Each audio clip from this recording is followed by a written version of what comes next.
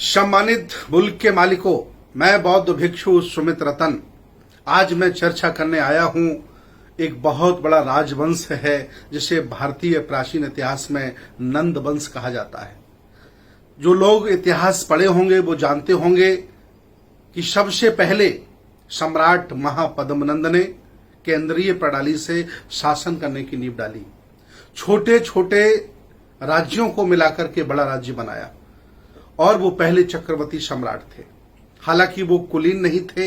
इतिहास में कहा जाता है कि वो छोटी जाति के थे, नीच जाति के थे, अर्थात वो नाई समाज के थे। नाई, सैन, सविता, जिसे अलग अलग राज्यों में अलग अलग नाम से पुकारा जाता है, ये शासक जाति है। अखंड भारत को खंड भारत को अखंड करने में इनका बहुत बड़ा योगदान है। महापद्मनंद के बाद उग्रसेन आए, भूतराष्ट्र आए, राष्ट्रपाल आए, इसके बाद कैवर्त आए, अंत में घनानंद आए। ये लगभग 9 राजाओं का शासन है। इन्होंने बुद्ध की संस्कृति को आत्मसात करते हुए इस भारत देश पर शासन किया। आज मैं आह्वान करता हूं नंद वंश के सभी नाई, सैन, सविता, ठाकुर जो अलग अलग नाम से जाने जाते हैं, मैं आप सभी लोगों से आह्वान करता हूं कि कभी आप इस देश के चक्रवर्ती सम्राट थे। इस देश को आपने संभाला और आज आखिर आपको क्या हो गया है कि आप पूरे देश में सामाजिक, राजनीतिक, धार्मिक, आर्थिक व्यवस्था में कहीं दिखाई नहीं देते हो। मैं आह्वान करता हूं, अगर आपने इन महापुरुषों का इतिहास पढ़ लिया और बुद्ध के दर्शन को समझ लिया तो आपका स्वाभिमान जाग जाएगा और आप वर्तमान के परिदृश्य में भी स्थापित हो जाओगे। मुझे पूरा विश्वास है। आप विद्वान थे, साहसी थे, लड़ने वाले थे, बहादुर थे, इसीलिए अल्पजन लोगों ने आपको बहुत छोटा काम दिया, बाल काटने का। यह षड्यंत्र है, समझिए। आप बहादुर थे, आप देश चलाने वाले थे, खंड खंड भारत को अखंड करने वाले थे। आज जो आपके ऊपर शासन कर रहे हैं, कभी आपकी कृपा से ये लोग जीते थे, इसीलिए आपको इन लोगों ने सेवा का कार्य दिया। इवन संस्कारों में आपको नेग दिलवाया, अपमान कराया, एक शासक का अपमान कराया।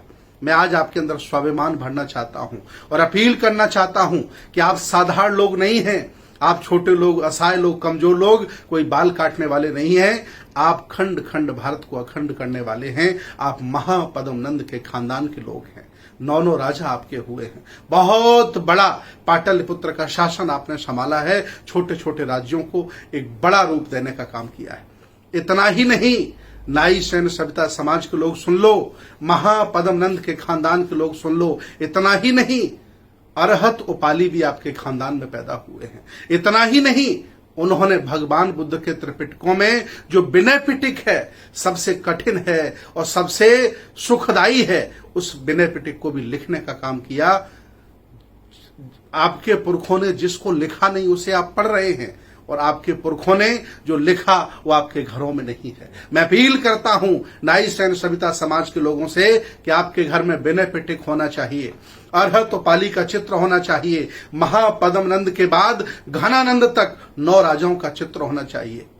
आपको थोड़ा मौका मिला कर्पूरी ठाकुर के माध्यम से, आपने वर्तमान राजनीति में सबसे स्वच्छ, ईमानदार राजनीति करने का जज्बा दिखाया। लोगों की प्रेरणा आप बने। इसलिए मैं अपील करता हूं कि आप जब शासक थे उस समय बुद्ध की संस्कृति के आप वाहक थे, श्रमण परंपरा के आप चलाने वाले थे।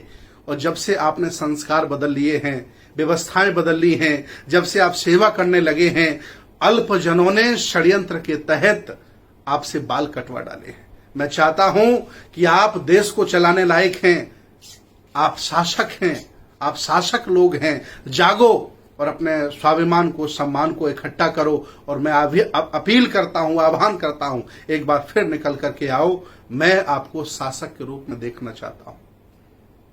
जब तक आप आगे नहीं आओगे, लोग पीछे आपको धकेलते रहेंगे।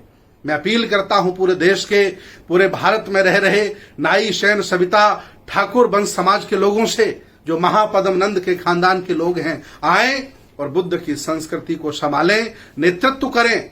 आपने इस भारत का नेतृत्व किया है। आप कोई बाल काटने वाले लोग नहीं हो, आप विद्वान हो। आज भी आप जहां रहते हो वहां अपनी वाक्पटुता से, ज्ञान से लोगों को प्रभावित करते हो। आओ ये देश आपको पुकार रहा है। आओ, ये भारत की संस्कृति, बुद्ध की संस्कृति, श्रमण परंपरा आपको आह्वान कर रही है। आओ और इसका नेतृत्व करो। बहुत बहुत साधुवाद, बहुत बहुत धन्यवाद। सबकी जय हो।